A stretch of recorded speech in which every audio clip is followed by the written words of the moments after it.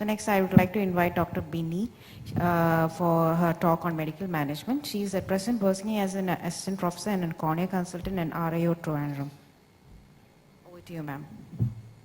Good morning, everyone. I'm talking about the medical treatment of microbial keratitis. I am mainly concentrating on bacterial and fungal keratitis.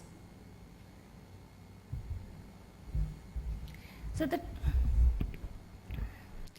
treatment of bacterial keratitis can be given as empirically or according to the microbiological sensitivity report. The main mode of treatment of the bacterial keratitis is topical antibiotics because they are able to achieve a high tissue level in the cornea, and we have to start broad spectrum antibiotics covering both gram-positive and gram-negative bacteria. So for the empirical treatment, we have to know some existing data. So which are the organisms are prevalent, what are the susceptibility pattern, what are the drugs available, its coverage and resistance. For small ulcers or peripheral ulcers less than 2 millimeter, we have two choices. One is fluoroquinolone monotherapy and the second one is the fortified drops. According to various RCTs, both are equally effective, but monotherapy is more convenient and less toxic. The fluoroquinolones ranging from ciprofloxacin to basifloxacin, and the lower ones are more broad spectrum and they are using for the monotherapy. For large ulcers, we have to go for culture and sensitivity report and start specific treatment according to the sensitivity result.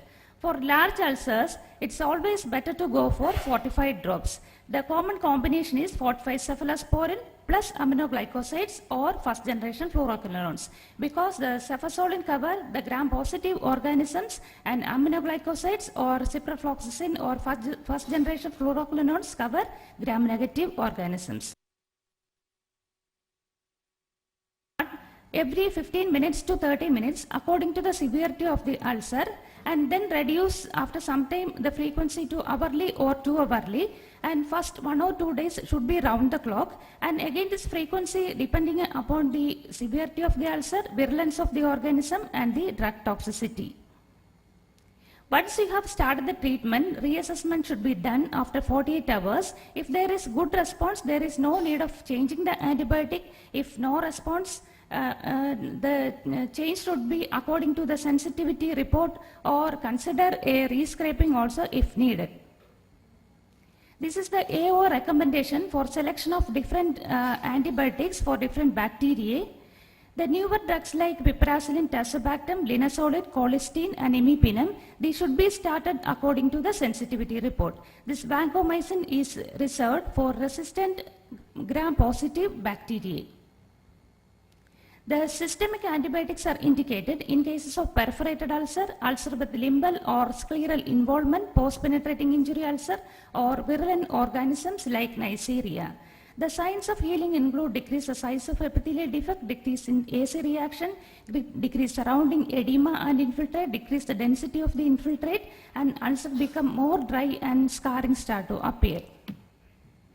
Once the ulcer has healed, there is no need of tapering like a steroid. We can stop the antibiotic suddenly, but some points to remember are concomitant topical antibiotic ointment use may decrease the absorption of topical drops, and the subconjunctival antibiotics are also less effective in case of bacterial keratitis.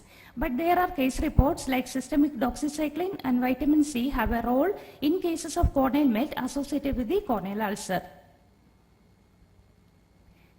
If the antimicrobial therapy is not effective, you can suspect some this atypical organisms or resistance for the current medications, decreased complaints, surface diseases, or even secondary glaucoma.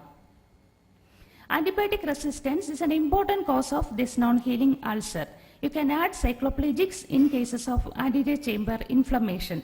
Coming to the role of steroid, according to SCUD trial, there is limited role of steroid in cases of bacterial keratitis. Actually, it is contraindicated in fungal, acanthamoeba and nocardia keratitis.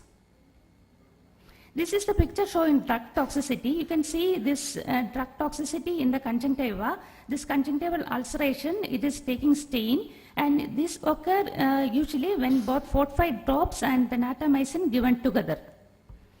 This is another case of this drug toxicity. You can see this conjunctival staining. It has healed within 2 days of this monotherapy with moxifloxacin. Coming to the fungal keratitis, these fungal keratitis have indolent course and the response to the treatment is low, so need a prolonged therapy. Different modalities include topical, intrastomal and systemic antifungals. The problem with the current antifungals are its poor ocular penetration, poor bioavailability and its toxicity. We have polyenes and azoles. Natamycin is a polyene available as 5% suspension. It is mainly for filamentous fungal keratitis. It is less water soluble and there is poor ocular penetration. This amphotericin B, again, we can give it as topically or intracamerally. It's mainly for Candida and Aspergillus.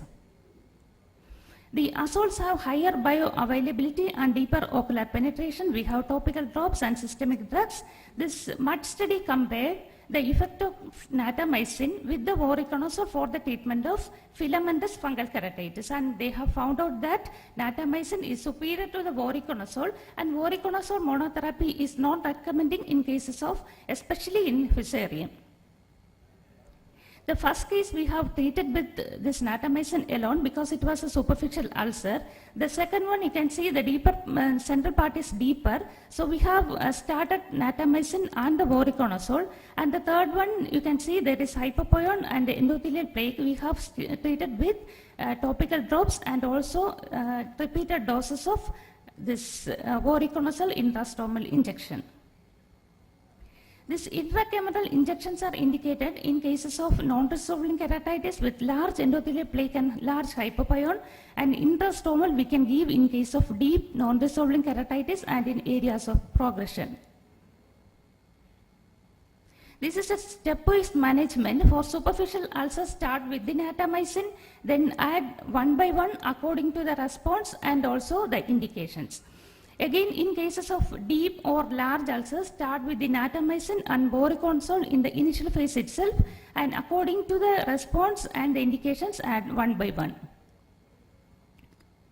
Along this course of this fungal keratitis, any rapid worsening of this fungal keratitis can be due to a superadded bacterial infection also.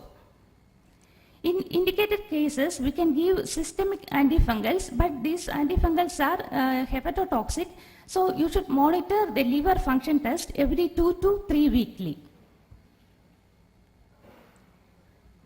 The superficial scraping can be tried in selected cases of fungal keratitis, especially in cases with surface plaque, which increase the drug penetration. Tissue adhesives can be given in cases of small perforation and perforated ulcers waiting for therapeutic keratoplasty to keep the AC formed. This collagen cross-linking can be tried in cases of treatment-resistant cases of bacterial keratitis. Again, this in the fungal keratitis, there are conflicting results according to various studies. The pythium keratitis, once it was considered as fungal, but now the treatment of choice is topical and systemic antibiotics. We can try topical and systemic linezolid or topical and systemic azithromycin. The aim of treatment of the bacterial and fungal keratitis, mainly the keratitis, is healing of the ulcer, and to prevent the complication. It may not be possible to regain the vision always in all patients. Thank you.